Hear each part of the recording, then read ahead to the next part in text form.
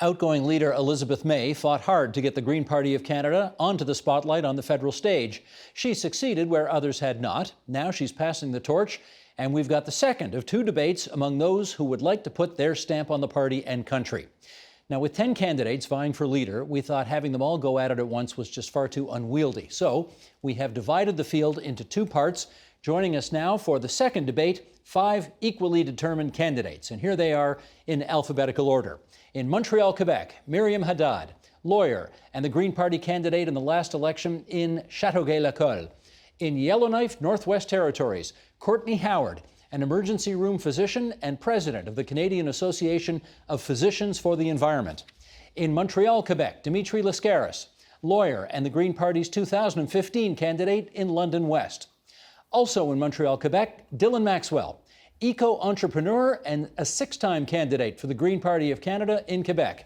And in Owen Sound, Ontario, Andrew West, lawyer and the party's justice critic who has run federally and provincially for the Greens. And we are delighted to welcome all of you, 5 candidates, for our second go-round on this. And let me just start by putting this premise out there, and we'll get into some discussion about it. When people think of the Liberal Party or the New Democratic Party or the Conservative Party, I suspect they have a sense about where on the political spectrum those parties live. I'm not sure that's the case with the Greens, and anyway, with a new leader coming in place, maybe you want to take the party somewhere else anyway.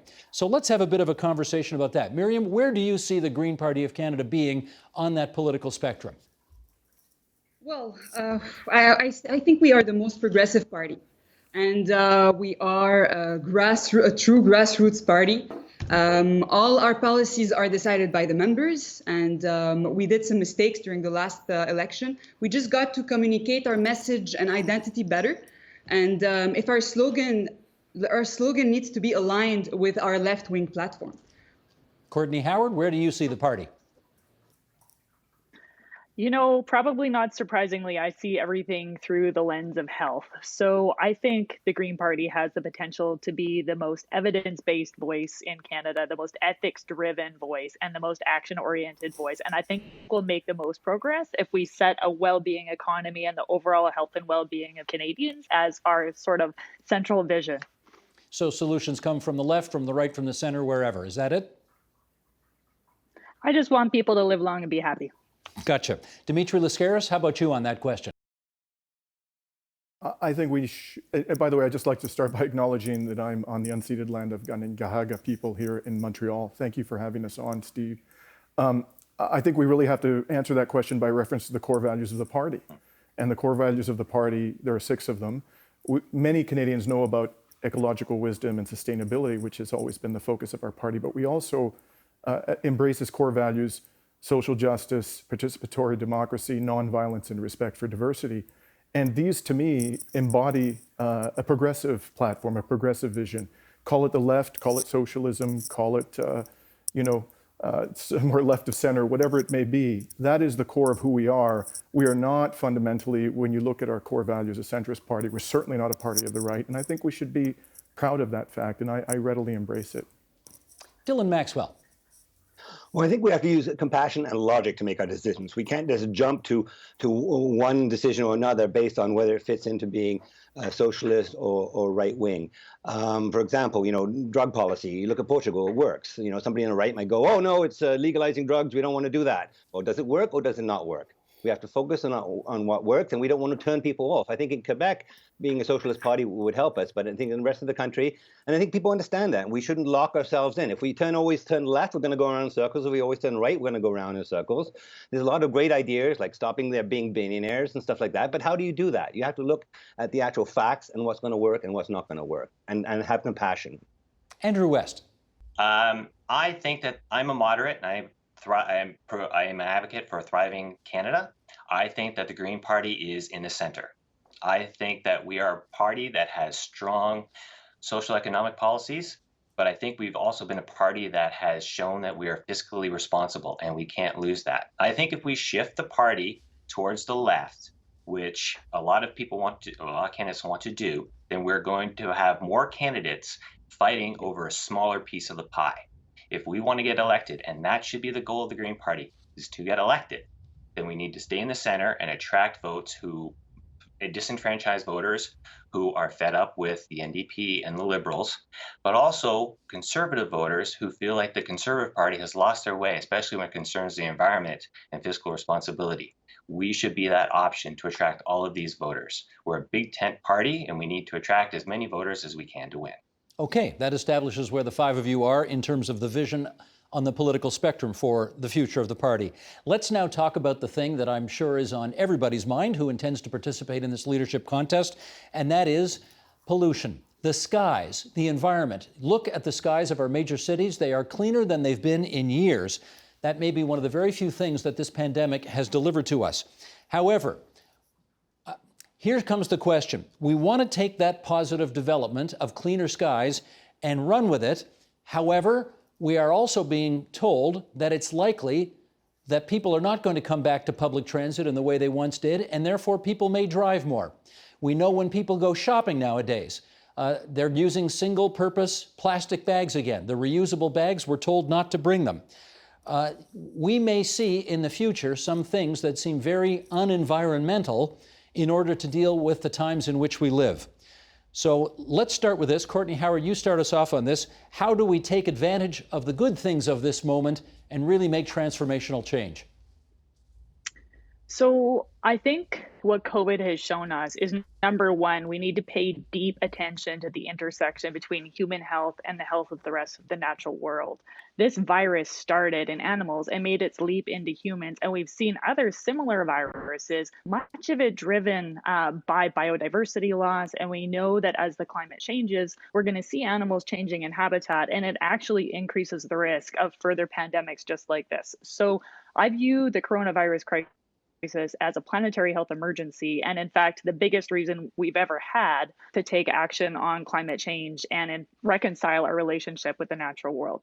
So I think that what we've seen, the good part, is that when we work together and take action and our scientists are able to inform our policy in a really direct way, we can change the world really fast. And so when we see these pictures of, the streets in Toronto and the clean air, I think that can be a vision that can help us envision a positive future that we can move towards. Sometimes in the environmental movement, we've been not very good at painting where we want to go. We've been too busy scaring people about where we don't want to go. And so to me, this is a sign that we can sort of take hope from to say, hey, when we work all together, we can get the job done. And we know that, for instance, traffic-related air pollution in Toronto is responsible for about 20% of new pediatric asthma exacerbations. So if we can maintain this kind of good air quality, that keeps kids out of hospital, that saves healthcare costs, that reduces lung cancer, people live longer. So there's a lot of good reasons for us to do this that will help us keep us safe now, reduce healthcare costs, and keep our kids safe into the future. Overall, the thing we need to do is have a wholehearted vision of a healthy society. And the way we put that into law is with the Climate Accountability Act here in Canada. We've had such piecemeal policy with one party getting elected and then another party getting elected and completely changing things. We haven't made any progress. In the UK, where they brought the Climate Change Act in about 10 years ago, they've managed to reduce their emissions substantially. So we need to pass a law, legislate greenhouse gas carbon budgets every 5 years. We need an independent scientific advisory body that continuously audits government policy and feeds back whether or not we're going to make our target or not, so that people can adjust on the go. So really, I think this Dr. is Howard, about I'm going to having jump in. a vision and moving towards our vision. Gotcha. Okay. Dimitri Lascaris, why don't you pick that up and tell us how you'd handle this moment? Well, I think the lesson of this moment, amongst many others, is that government must lead and government can lead. We have been told for decades that the means were not there to fund a rapid transition to a renewable energy economy. And yet we've discovered, lo and behold, that when a pandemic erupts, and our government was ill prepared for that, frankly, the government is able to summon tens of billions of dollars, even hundreds of billions of dollars to deal with the crisis of the moment. And I think that we as Greens can all agree that in the longer term, the climate emergency is an even greater threat to the existence of humanity and to the livability of our planet than this particular pandemic.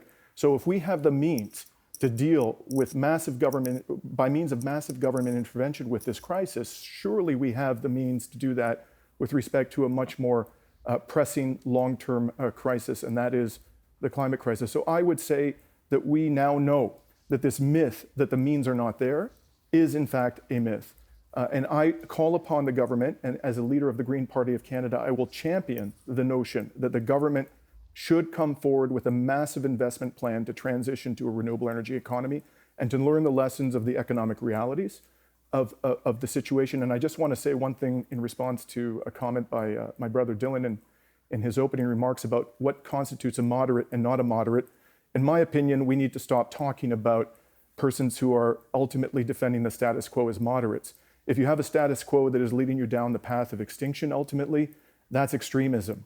The people who are the true moderates in this race are those who are calling upon this country and this party to take the steps necessary to deal with a fundamentally flawed economic system that is leading us down the path of climate crisis. Okay, Dylan, over to you. Well, first of all, I wouldn't call myself a moderate, though I do think we have to have public support. We have to have democracy. People can vote online for particular issues because we need public support for the radical things we need to do. And in terms of COVID, the problem is still here. We need to take care of it. And, you should ask not what the Green Party can do for you, but what you can do for the planet and for your fellow Canadians. So I'm giving away free mask. You can contact me and I'll give you a free mask if you donate to the campaign at greenparty.ca/X, D. 1/4 of the money I collect goes to giving out free masks to people. Another quarter goes to actually burying carbon in the ground. You can check that out at carbonface.ca. We have to do things. We have to act. The government did not. They had a chance. I think this shows what happens, what the difference a government makes in people's lives. If we accept science, we all knew a pandemic was coming. Trudeau decided, like most countries, just to go on and do business as usual, think about what we're doing today, how we can make more money today. But Taiwan, they had less than 7 deaths because they listened to the science, they knew what was coming, and they prepared, just like we could have done, but we didn't do. And it's the same thing with climate change. We know what's coming. We need to prepare. We're going to do much better economically if we prepare and we start doing things now. But we shouldn't talk of things in this left and right thing. It's, we should be focusing on growth, global happiness, not about money. Sure, it's hard to be happy when you don't have a good place to live, when you don't have food. But by focusing on money, we're looking at the wrong issues. We need shelter. Sure, we need some clothing. But we're not all doing pretty well here. But I mean, we have to think about what's important and not divide ourselves between what's left and right. We have to think about things. We have to do things like, as an opposition, we have to propose policies that everyone can get behind, like having one income tax rather than 6 in terms of, when you hire people. I used to hire people and they make it so complicated. I was like, I'll sweep up myself. I don't want to fill out all this paperwork. Okay, hopefully we'll have a chance. Hopefully we'll have a chance to discuss some of these ideas as we go along here. Andrew West, how would you respond to this particular moment in our history where we're making some environmental progress, ironically because of the pandemic, but it may also cause some non-environmental responses as well? Well, I don't necessarily think that we can't go back to the way things were before, where we started to transition away from single-use plastics such as shopping bags and straws. And I think that obviously during the pandemic, some of those measures needed to be in place to go back to those shopping bags because people were concerned about bringing the virus in on canvas bags. But I think what this pandemic has shown is that when we put our minds to it, we can address the climate change, we can address the climate issues, and we can reach our Paris Accord target of reducing greenhouse gas emissions by 30% below what they were in 2005 by 2030. So it's not a matter of fact that people are going to get upset and they're scared to go back on public transit. We've developed a system in the past. People have learned that they need to use more reusable bags. They need to use more public transit. And now that they see that, given the right circumstances, humans can make a difference and a positive impact on our environment, I think that that's a sign that we should focus on and move forward and say, look, if we take what we've already learned before and we take what we've learned now, then we can put those together and transition into a greener economy that will truly benefit society long term. And I just want to go back, actually question something that Dimitri said. I think he was actually referring to me when he was talking about being a moderate, because yes, I am. And unfortunately, we do need to look at our finances. The Green Party is in an amazing situation right now. If you look through history, after traditional years of deficits, usually brought on by liberal parties, they've often turned to the Conservative Party thinking that they need to do this to control our debt to GDP ratio. So for example, in 2007, our debt to GDP ratio was 67%. Now it's around 90%. Healthy economies like Germany stay around that 80% or that 60% range. If we utilize this opportunity properly, we can be shown as the party that Canadians can turn to in this hard economic times. Deficits are important in a time like this, but they weren't necessarily needed in the past 4 years. And if you look at the GDP ratio graphs, you can see a spike over the last years of the federal Liberal government. People are going to be turning for a fiscally responsible option. The Conservative Party have proven ever since Stephen Harper that they are not there for the environment. They have failed the environment. We need to be ready and available for Canadians who care about fiscal responsibility and also care about the planet.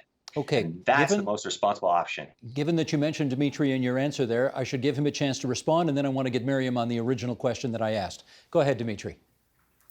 Thanks, Steve. I was itching to respond. I'm so glad that Andrew, my colleague, raised the whole question about Germany and fiscal responsibility. In fact, Germany has shown an unhealthy and irrational obsession with fiscal deficits. Japan, which is also a healthy economy and which is paying rock bottom interest rates, has a debt to GDP ratio in excess of 200%, far in excess of Canada's debt to GDP ratio. A country that has control of its own currency, that is as wealthy as Canada, that has a highly educated population and bountiful natural resources and a fundamentally stable political and legal system, has the ability to invest to a far greater degree than we have. And you want to talk about fiscal responsibility. Is balancing a budget when you need to invest billions upon billions of dollars in a green transition fiscally responsible? I think that's fiscally irresponsible, frankly. I think you make the investments that are needed to minimize the long-term costs of this extraordinary damage to our civilization from the climate emergency. And if we have to borrow heavily to do that at rock bottom interest rates or interest-free from the Bank of Canada, which we have the legal capacity to do, I support that 100%. I think we should start asking ourselves what actually is fiscal responsibility, because there's a real problem out there in our understanding of what that is. Okay, let me get up to Meryam. I think you're framing, sorry, if I may just real quick. Andrew, very briefly. I think you're framing the question wrong. I'm going to be very, very quick. The fact of the matter is if we're not going to be fiscally responsible, then the fact is people just aren't going to vote for that sort of party. And we can be fiscally responsible and protect the environment. For example, cutting all sorts of subsidies for the oil and gas industry and the tar sands, not paying for the Trans Mountain pipeline. There's so many other ways that we can be fiscally responsible and protect our environment. That's the vision that I see for the Green Party. Okay, gentlemen, I'm going up to Meryam now because Meryam still needs a chance to respond to the original question about taking advantage of this transformational moment in time in spite of everything. Go ahead, Meryam. Well, people will vote for people that have the political courage to stand up for Canadians. So while we saw a drop in air pollution during COVID-19, it wasn't enough.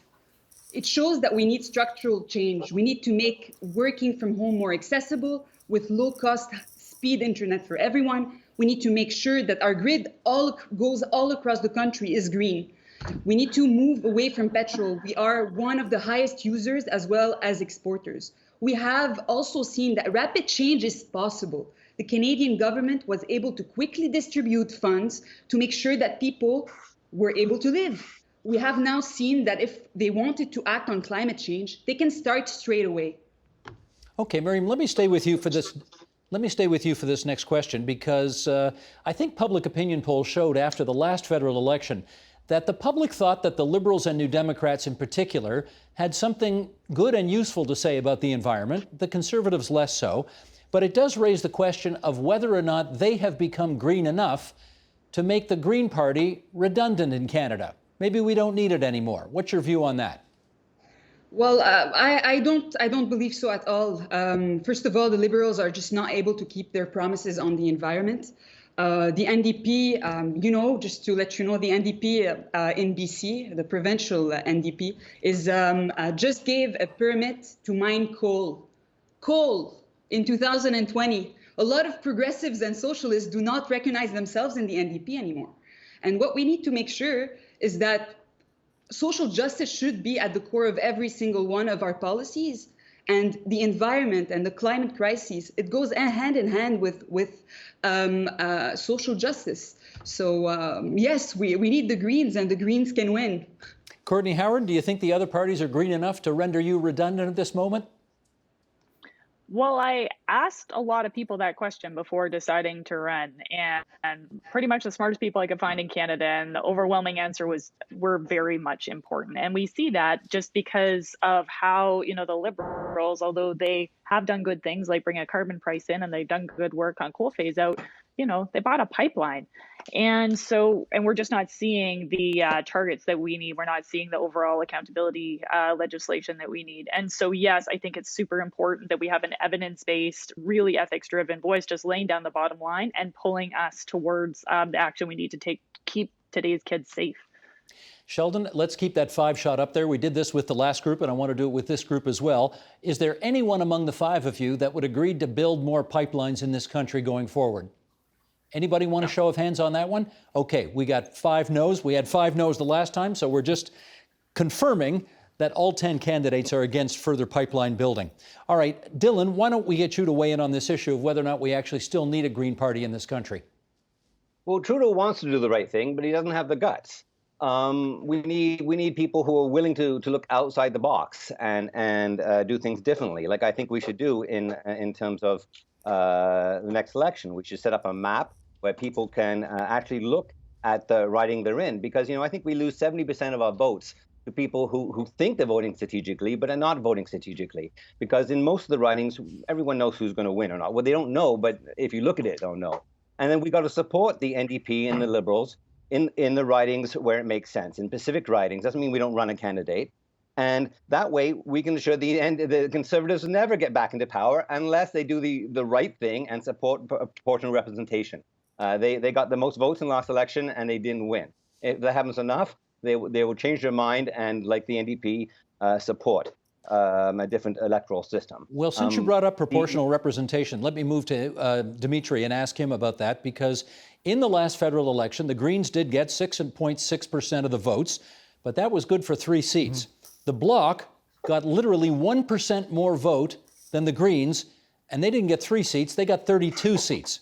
So we have a system that tends to punish parties that do not have an efficient vote. I'd like to know, and I know everybody says let's bring in PR, proportional representation, but it's not going to happen. And I'd like to know how do you make an appeal to the public to vote for you when so many of them think that voting for you is a wasted vote? Right, so, there's no doubt in anybody's mind in the Green Party of Canada that the electoral system we have is fundamentally anti-democratic and that it has caused us enormous prejudice. Our party would have had, seat in Parliament back in the late 80s under a true proportional representation system. We would have been official party status by about 2004 under a true proportional representation system. Nobody has suffered more from this than we have, and we have every reason to continue to argue strongly and passionately for electoral reform. But you're quite right, Steve. This government, which Justin Trudeau promised approximately 1,800 times to make the 2015 election the last election under first past the post, we can't rely upon them to change the system for us, and we certainly can't rely upon the Conservatives to do that. We're going to have to find a way to get sufficient presence in Parliament and sufficient leverage to actually bring or force electoral reform onto the legislative agenda. By our calculations, the calculations of my campaign team, we need about 35 seats to do that. I think the path to do that, remember that the NDP in the first past the post system actually formed the official opposition from, I think, about 2011 to 2015. We can do that, and we can do better under first past the post, despite the enormous challenges. But to do that, we have to unite progressives across this country, who I believe, and polling data clearly show, constitute a majority in this country. We have to speak to them by not only talking about the environmental crisis, the climate emergency, but also talking about workers' rights, talking about the crisis of inequality in this country, talking about racism in this country. There is systemic racism in this country, and we need to put forward a bold platform to deal with that. We can unite all the progressives in this country under the Green Party banner. That opportunity is there. And I, for one, plan to make that a hallmark of my leadership if I'm given the privilege of leading this party. We are going to talk about racism for our next question, but I'd first like to get Andrew and the rest to weigh in on this issue of how you try to remain relevant and appeal to people for votes when they know that if they give you, even 10% of the vote, it doesn't translate into very many seats at all. Andrew, you want to come in on that? So the Green Party is extremely relevant and now so more than ever.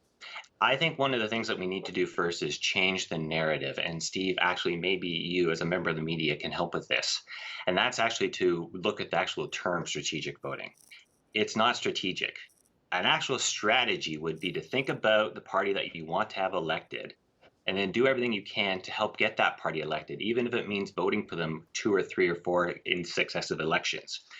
Voting simply for one party to stop another party is fear. It's fear voting. That's it. There's no strategy. There's no strategy in just picking the opposite party just to block a party. So we need to change that narrative. We need to make sure that our EDAs across Canada are stronger so we can help spread the word that we are a relevant party and we're ready to govern, and to make sure that when the next election comes, we have a strong campaign set on the ground level to get going. Courtney Howard, what's the appeal? So I think the thing that we need to remember is all of the people who don't vote because they're completely disenchanted with just the tenor of political discussion, the sort of fighting. I think those are the people that we can excite. If we say, hey, we're in a bad way. We know we're vulnerable. We know you're scared, but this is the path to safety. We need to solve COVID and climate at the same time. We need to change the way we target our overall vision to a well-being based economy. We're going to support that by stabilizing our ecological foundation. We're going to keep people safe with a universal basic income. We're going to build the world together that you want your kids to inherit. People will come out and vote. I think we have a moment. People are so vulnerable, and we have the best opportunity to provide a really optimistic, unifying vision, and that's how we're going to get in. And after we get those seats, that's when we will pass a proportional representation system. Meryam, I'd like to get you on that. If you don't come first or second in our first past the post system, it really punishes you, and the Greens know that better than anybody. What would you do about it? I strongly believe in proportional representation, but we still need to inspire young people to vote for us. And that is going to be with political courage. Also the example that you chose between the Bloc and the Greens, it's a false example to use because we got 6% over 338 ridings and the Bloc did on 78 ridings only. And we need to give people the chance to vote for the best party rather than the least worst option. And we need to be really, really clear on what we stand for. Okay, we've got less than 10 minutes to go here, and we do need to talk about what is clearly, there are 3 issues in our society right now, basically: the pandemic, the economic devastation as a result of it, and anti-Black racism, which this is a real moment in our history to deal with this issue. And Dimitri, you raised the issue of racism a second ago, so I wonder if you'd start us off in a bit of a discussion about whether the words defund the police, what they mean to you and what you would do about it. Yeah, this unfortunately, Steve, has generated some confusion. I'm not a big fan of that phrase because it only talks about one half of the equation. One half of the equation is reducing funding for police, but it doesn't communicate what is going to happen with the money that is saved by reducing funding for police.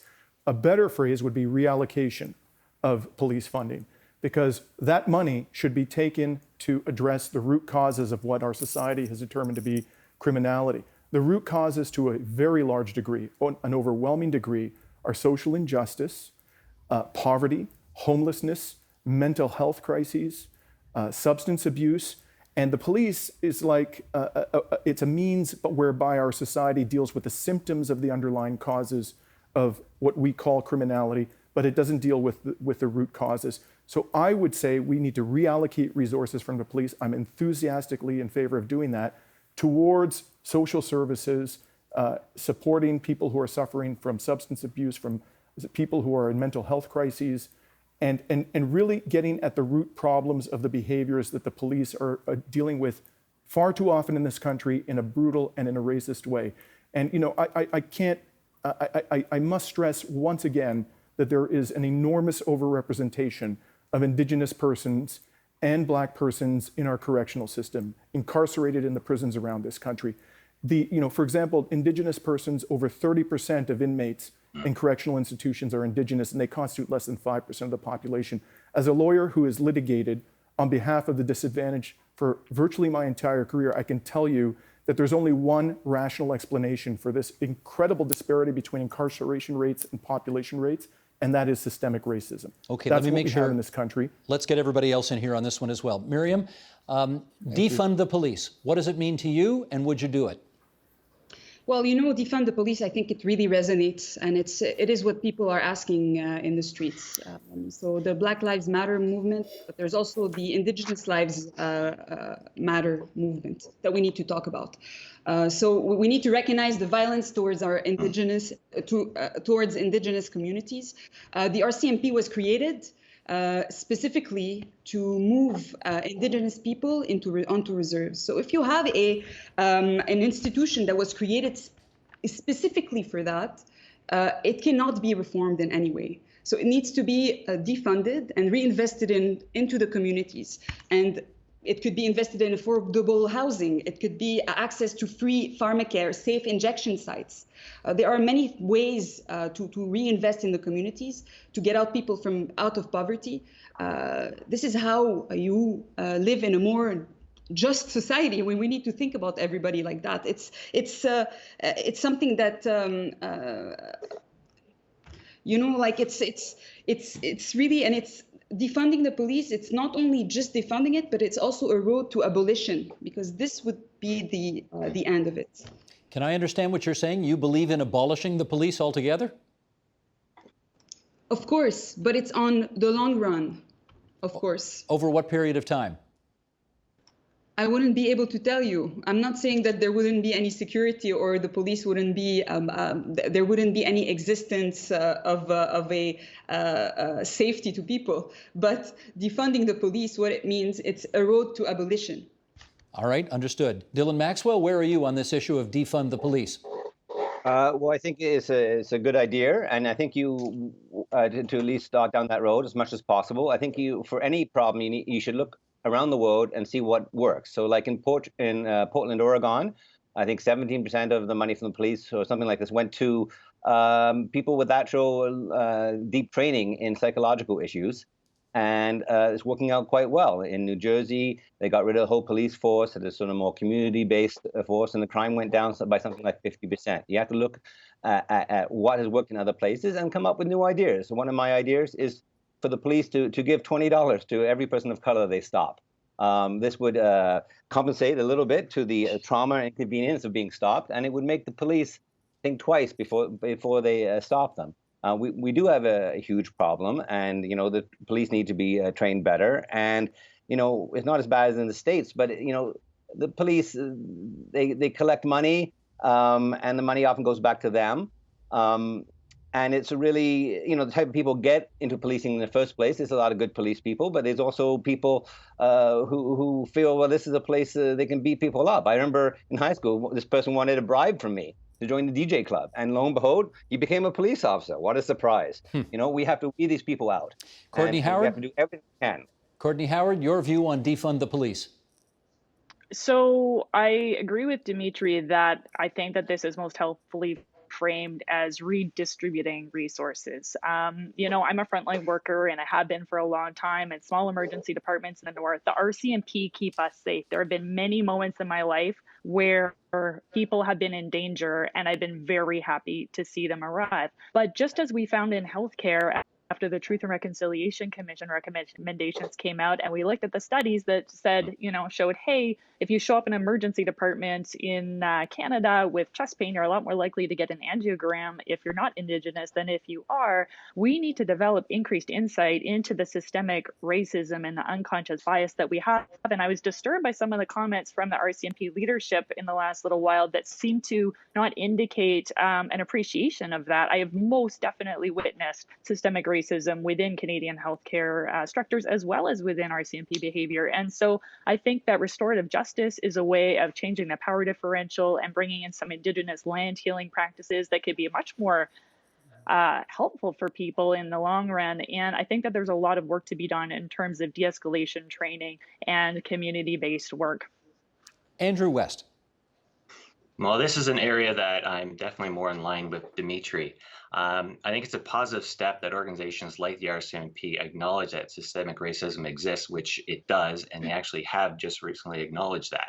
I think that once that's acknowledged, then you can start to find solutions that will better help society, all members of our society. I do think that police officers put themselves into dangerous situations, and they do need resources to make sure that they are protected. But I think it's clear that different resources are needed for different situations. And for me, a great example is an unfortunate example is what happened recently with Regis Korchinski-Parquet. It was a situation where her mother called asking for help because her daughter just had some epileptic episodes and had some mental issues. Now, I'm in favor of reallocating resources to the department to better have equipment and resources for situations to deal with matters like that.